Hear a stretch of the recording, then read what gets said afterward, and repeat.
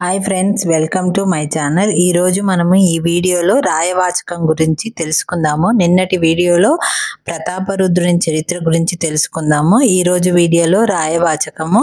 మరోసారి చెప్తున్నాను ఫ్రెండ్స్, నేను ఓన్లీ ఈ వీడియోస్ యూజీసీ నెట్కి కావాల్సిన మెయిన్ పాయింట్స్ మాత్రమే చెప్తున్నాను. ఒకవేళ మీరు UGC net, TS set, AP set అన్నిటికీ ఇవి మెయిన్ పాయింట్స్. ఓకే ఫ్రెండ్స్, వీడియోలోకి వెళ్ళే ముందు ఒకవేళ వీడియో మొత్తం చూశాక మీకు నచ్చినట్లయితే please like and share subscribe. పూర్వము తెలుగు భాషలో చరిత్ర రచనలు లేవు అని ఈ కోవలో మొదటిది ప్రతాపరుద్ర చరిత్ర. లోగడ పాఠ్యంలో తెలుసుకున్నాం. రాయవాచకం తెలుగులో రెండవ చారిత్రక రచన. చరిత్ర రచనకి పద్యం సరైనది కాదని, అందుకు వచనమే సరైనది. అందుకు కారణాలు ఏమిటో కూడా ఇందాకటి పాఠంలో తెలుసుకున్నాం. రాయవాచకం కర్త స్థానాపతి. ఎవరు? రాయవాచకం కర్త స్థానాపతి. ప్రతాపరుద్రుని చరిత్ర కర్త ఎవరు? చరిత్రకర్త ఏకమ్రానాథుడు. ఇందులో ఎన్ని కథలు ఉన్నాయి? 225 కథలు, చారిత్రక కథలు ఉన్నాయి. ఇందులో ఈ పాఠంలో 2 అన్యదేశ పదాలు కూడా ఉన్నాయి. ఒకటి సుల్తాన్, రెండోది సర్దార్.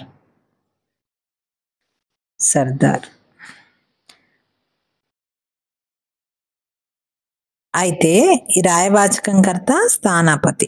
ఇది విజయనగర కాలం నాటి రాజుద్యోగులో ఒకటి.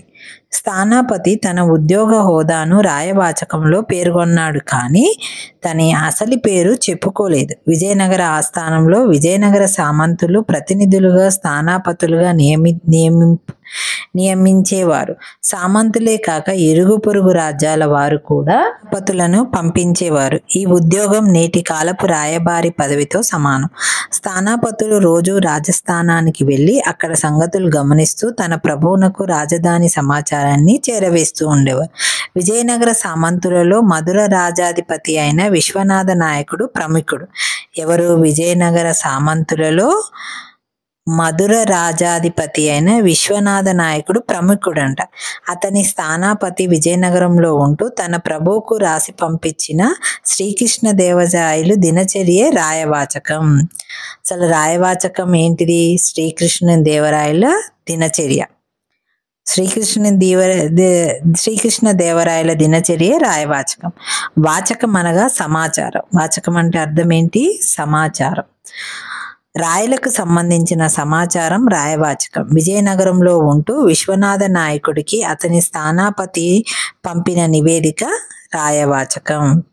విశ్వనాథ నాయకుడికి స్థానాపతి పంపిన నివేదికే రాయవాచకం. రాయవాచకం అంటే శ్రీకృష్ణదేవరాయల దినచర్య. కృష్ణరాయలు పరిపాలన కాలమైన 1500 1509 నుంచి 1529లో రాసి ఉండవచ్చని రాయవాచకం ద్వారా తెలుస్తుంది. కానీ రాయవాచకంలో ప్రస్తావించబడిన వ్యక్తులు, సంఘటనల ఆధారంగా రాయవాచకం విజయనగర వైభవ పతన హేతువు రక్కసి తంగడి యుద్ధం తర్వాత రచింపబడి ఉండవచ్చని తెలుస్తుంది. ప్రతాపరుద్ర చరిత్ర చదివిన ప్రేరణతో స్థానాపతి రాయవాచకాన్ని రచించి ఉంటాడు. అందుకే ప్రతాపరుద్ర చరిత్రలో కొంత భాగాన్ని రాయవాచకంలో చొప్పించాడు. రచనా విధానంలో కూడా పోలికలు కనబడతాయి. అయితే ప్రతాపరుద్ర చరిత్ర పూర్తిగా గ్రాంధిక భాష. రాయవాచకం పూర్తిగా నేటి కాలపు వ్యవహారిక భాష. ఈ క్వశ్చన్ కూడా ఇంపార్టెంట్. ప్రతాపరుద్ర చరిత్ర పూర్తిగా గ్రాంధిక భాష అంట, రాయవాచకం వ్యవహారిక భాష.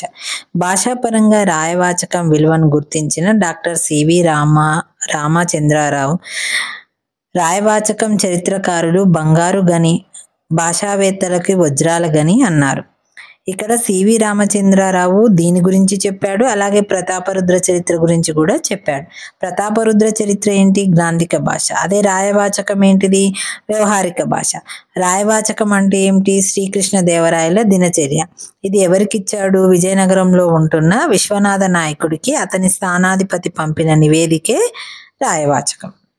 విశేషాలు. రాయవాచకాన్ని మొట్టమొదటిసారిగా పుత్కోట సంస్థాన గ్రంథాలయంలో తాళపత్ర గ్రంథ రూపంలో జయంతి రామయ్య పంతులు కనుగొన్నారు. ఎవరు కనుగొన్నారు? ఈ రాయవాచకాన్ని జయంతి రామయ్య పంతులు కనుగొన్నారు. ఆయన దాన్ని పరిష్కరించి ఆంధ్ర సాహిత్య పరిషత్తు పత్రికలో మొదటిసారిగా ప్రచురించాడు. ఎక్కడ ప్రచురించాడు? ఆంధ్ర సాహిత్య పరిషత్తు పత్రికలో మొదటిసారిగా ప్రచురిస్తూ భాష తరచు లక్షణ విరుద్ధమైన జరత్రాంశములే ప్రదానం చేయునని దక్షిణ దేశమందనాడు వ్యాపించియున్న వ్యవహారికాంధ్ర భాషా స్వరూపము లోకమునకు తెలియుట మంచిదనియో వాక్యరచనయున్నది అన్నట్లు ప్రకటించుచున్నాము అని చెప్పిరి. ఎవరు? రాయవాచకాన్ని మొట్టమొదటిసారిగా పుత్కోట సంస్థాన గ్రంథాలయంలో తాళపత్ర గ్రంథ రూపంలో ఉన్నదాన్ని జయంతి రామయ్య పంతులు గారు కనుకొని దానిని పరిష్కరించి ఆంధ్ర సాహిత్య పరిషత్తు పత్రికలో మొదటిసారిగా ప్రచురించారు. బయలు మెరిసిన వేళ పాల్యము జతనముగా దుడుకులు కొంప మణియాగారు లెక్కపక్కలు షాయమన్నారు సేకరించి ఒక్కోటి నడుస్తా ఒక్క కట్ట వస్తిరి మందలించి మొదలగునవి ఇందులో మాండలిక పదాలు. అన్యదేశ పదాలు: హజారము బీగము యాది జీర బయద ముస్తీదు మొదలగునవి అన్యదేశ పదాలు. Thank you friends. ఒకవేళ మీకు ఈ వీడియో నచ్చినట్లయితే ప్లీజ్ లైక్ అండ్ షేర్.